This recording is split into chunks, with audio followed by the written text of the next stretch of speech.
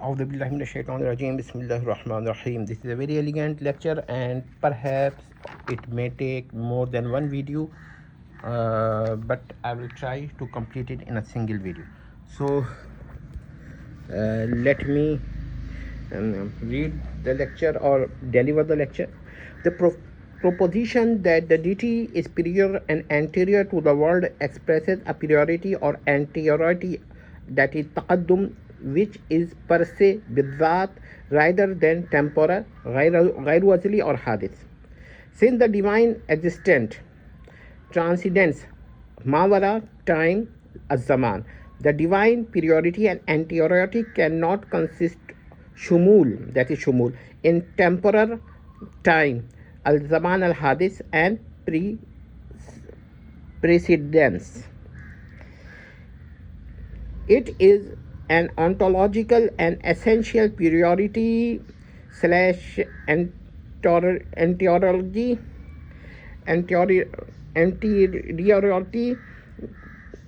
associated with the necessary existence of the deity as the ultimate hatmi source, manba for all existing contingent realities.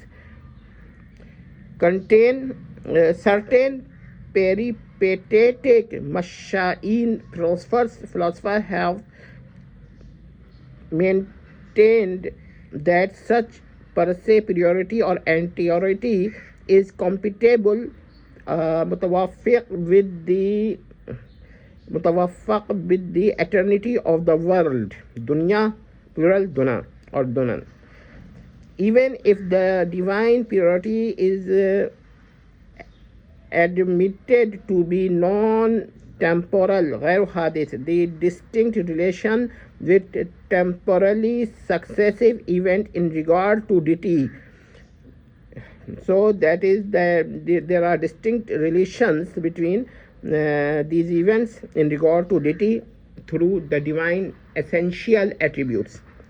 Let E1 and E2 be two distinct events such that E2 occurs at determinable interval after E1, say Zai. The deity is equally per se superior to both events. Nevertheless, the divine relation of E1 cannot be identical with the divine relation to E2, and the divine relation is through essential attributes, say the attribute of will or attribute of power. Since the events themselves are objectively distinct within the temporal order, if not identical, then not numerically distinct as well. The distinction introduces neither succession nor alternation in the divine essence, nor in any one of the divine essential attribute, as-sifah al-dhati. Rather, it reflects the diversity or multiplicity of created relations standing in relation to the immutable deity through his essential attributes, which are also immutable and eternal. The originator of the realities of the originators of these relations are the essential attributes associated necessarily per se with the deity, but not within the deity. So this is very important thing, that the essential attributes are associated with the deity. It is absolutely impossible and absolutely absurd for them to be separated from the per se subsistent essence of deity. But they are not in the deity, they are not within the deity, they are not within the essence of deity. So essence of that. And it must be noted that the deity is the divine essence, or essence of the deity is the deity himself, or essence of the deity is the essence itself. Deity is the essence of the deity itself. So there are many things. You may say that the essence of deity is the deity himself. The essence of the deity is the essence itself. And Deity is the essence of the deity itself, or you may say that essence of the deity is itself the deity itself. So we can use itself both 2 times for a greater emphasis, because in philosophical discussion we always try to emphasize things. Sometimes it is needed, even if arithmetically it seems less beautiful. The absolute single, I have forgotten the line, so I will read once again. The foundation, the originators of these relations are the essential attributes associated necessarily with the deity, but not within the deity. In particular, the essential, simple, the eternal, simple, indivisible, and intrinsically one divine will. The absolutely single attribute of will is neither multiplied nor modified by the multiplicity of its effects, and neither any multiplicity is implied in the self of the divine will. It is absolutely impossible that there is a plurality in the very self of the divine will.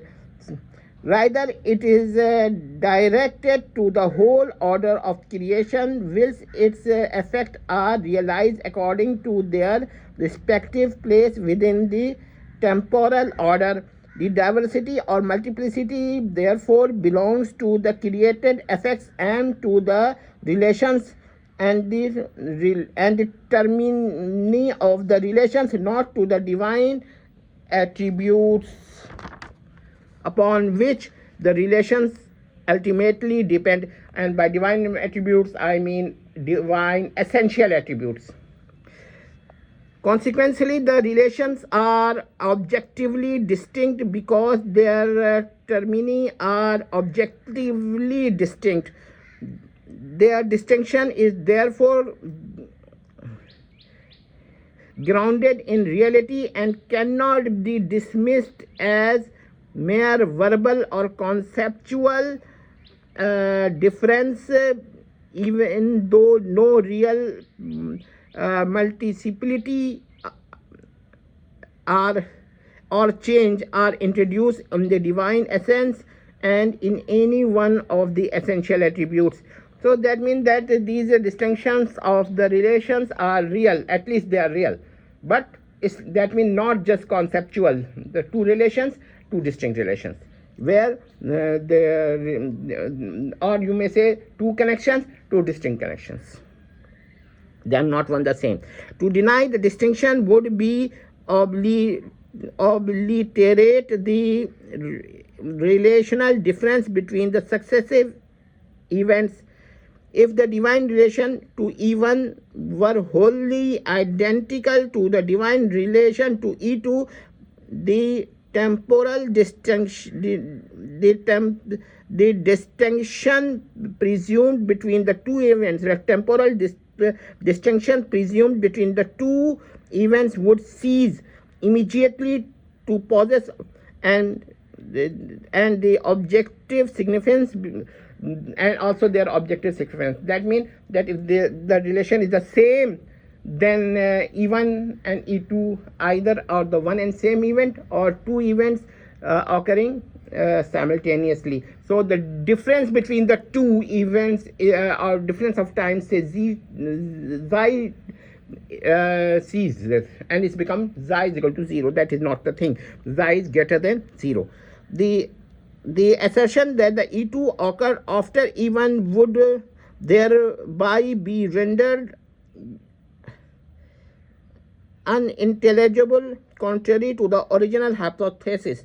Accordingly, the eternal and immutable per se priority or anteriority of the deity is entirely compatible with the temporal succession and origination of the creature or of the creative events or created events.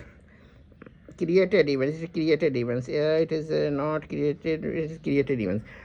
Divine immunity excludes neither temporal becoming, nor objective distinction between successive occurrences, wuqu'at, with the created order, al-nizam al-makhluq or al-nizamat al-makhluqa.